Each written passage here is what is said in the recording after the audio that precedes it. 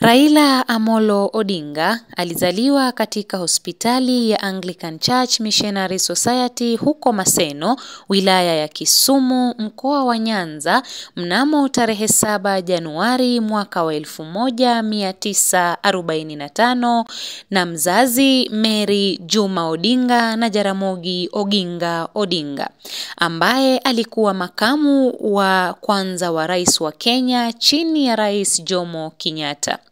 Alikuwa kabila la Luo.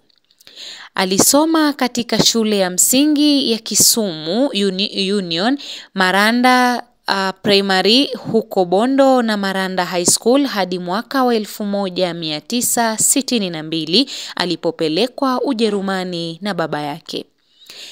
Katika Ujerumani Mashariki alisoma katika taasisi ya Hada kwa miaka 2 kujifunza lugha ya Kijerumani, kisha akapata ufadhili wa masomo katika chuo cha ufundi cha Magdeburg, sasa Otto von Guericke University Magdeburg.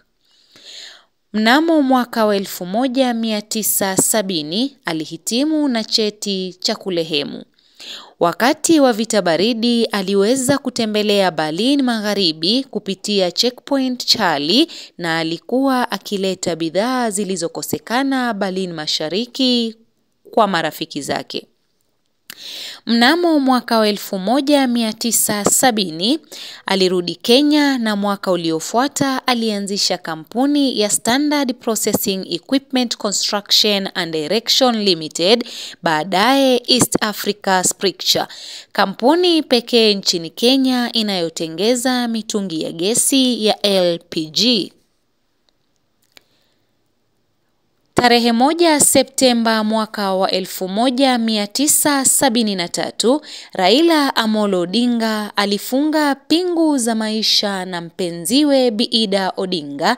Wakabahatika na watoto 4 ambao ni Fidel Odinga, Raila Odinga Jr., Rosemary Odinga na Winnie Odinga. Mnamo mwaka wa 1974 aliteuliwa kuwa meneja wa viwango katika shirika la viwango la Kenya na kudhibiti bidhaa KEBS, na baadaye akapandishwa cheo kuwa naibu mkurugenzi hadi alipokamatwa mwaka wa 1982. Mnamo tarehe 1 Agosti mwaka huo wa 1982, wanajeshi la anga la Kenya wakiongozwa na Hezekia Ochuka walijaribu kumpindua Rais Daniel Arap Moi. Baada ya jaribio hilo kushindikana, Moi alibadilisha mfumo wa usalama wa nchi na kupewa mamlaka ya dharura na bunge. Odinga alikamatwa na kushtakiwa kwa uhaini kwa tuhuma za kuhusika na jaribio hilo la mapinduzi. Aliachiliwa mwaka wa 1988, lakini alikamatwa tena na mwezi Agosti mwaka huo na akaachiliwa Juni mwaka 1989. Katika kipindi cha ukiukaji mkubwa wa haki za binadamu, Odinga aliwekwa chini ya kifungo cha nyumbani kwa miezi 7 kwa tuhuma za kushirikiana na baba yake katika jaribio la mapinduzi. Mamia ya raia wa Kenya na maelfu ya wanajeshi waasi walifariki. Alishtakiwa kwa uhaini na kuzuiliwa bila kesi kwa miaka 6. Wasifu wake uliochapishwa mwaka wa 2006 ulionyesha kuwa alihusika zaidi ya mapinduzi hayo kuliko alivyokiri hapo awali. Baadhi ya wabunge walitaka akamatwe, lakini muda wa kisheria ulikuwa umepita. Moja ya tukio la kusikitisha zaidi kwake ni pale mama yake alipofariki mwaka wa 1988, lakini alijulishwa miezi 2 baadaye ya kufariki mama yake mzazi.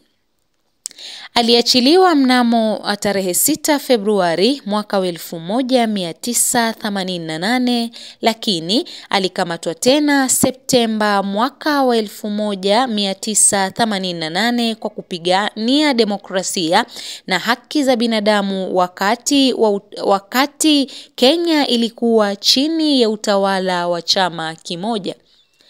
Mashabiki wake wa kisiasa walimpa jina Agwambo, maana yake fumbo, au Jakomu, maana yake mwenyekiti.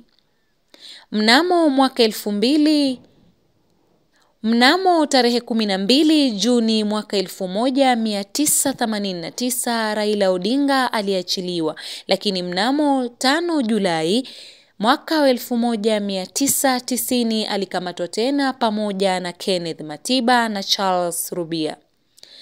Aliachiliwa mnamo tarehe 21 Juni mwaka 1991 na baadaye Oktoba alikimbilia Norway kwa hofu ya kuuawa na serikali ya Kenya.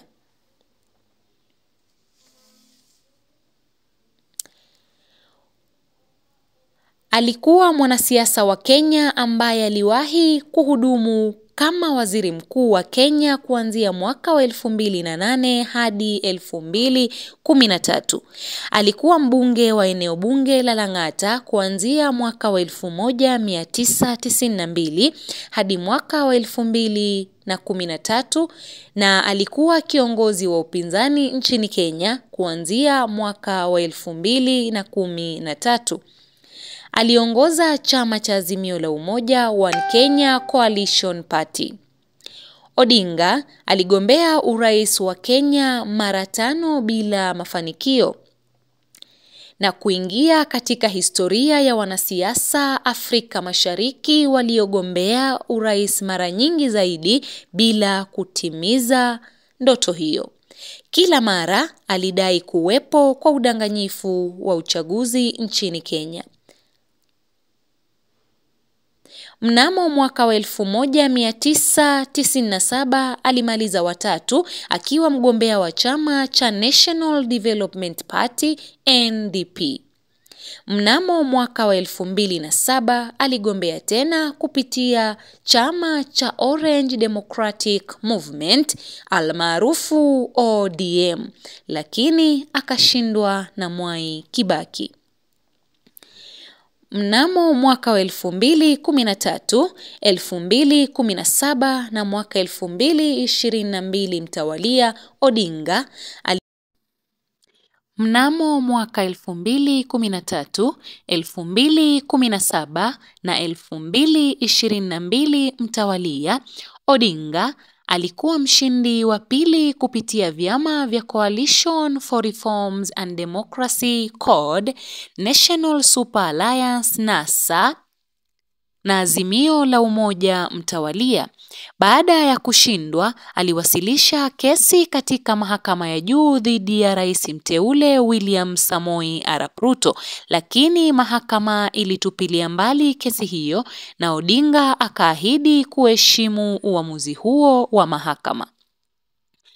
Mnamo Februari mwaka 2024 alitangaza nia ya kugombea nafasi ya mwenyekiti wa Tume ya Umoja wa Afrika, lakini alishindwa na mpinzani wake Mahmoud Ali Yusuf katika uchaguzi uliofanyika Februari mwaka 2025.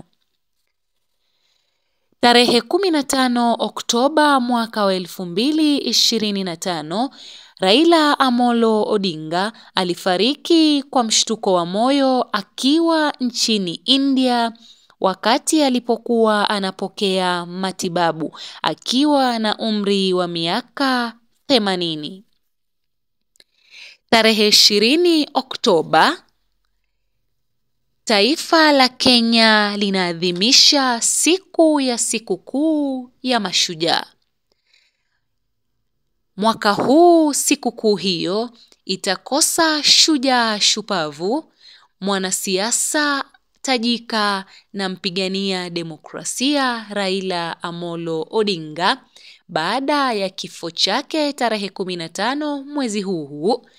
na kuzikwa kwake tarehe 19 mwaka 2025 Oktoba, Bondo kwao, kaunti ya Siaya, karibu na kaburi la baba yake.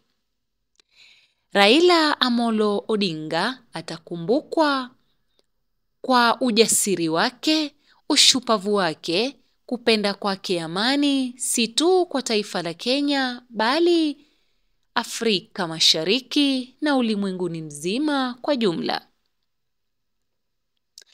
Katika vitabu vya kumbukumbu na vya mashujaa, Raila Odinga atatokea kwa kila kitabu cha taifa hili la Kenya, Afrika nzima na ulimwengu mzima kwa jumla. Raila Odinga ni shujaa, atakumbukwa ulimwenguni kote kwa juhudi zake za kupigania demokrasia na kuleta watu pamoja, kupenda amani na kupenda watu. Buriani Raila Amolo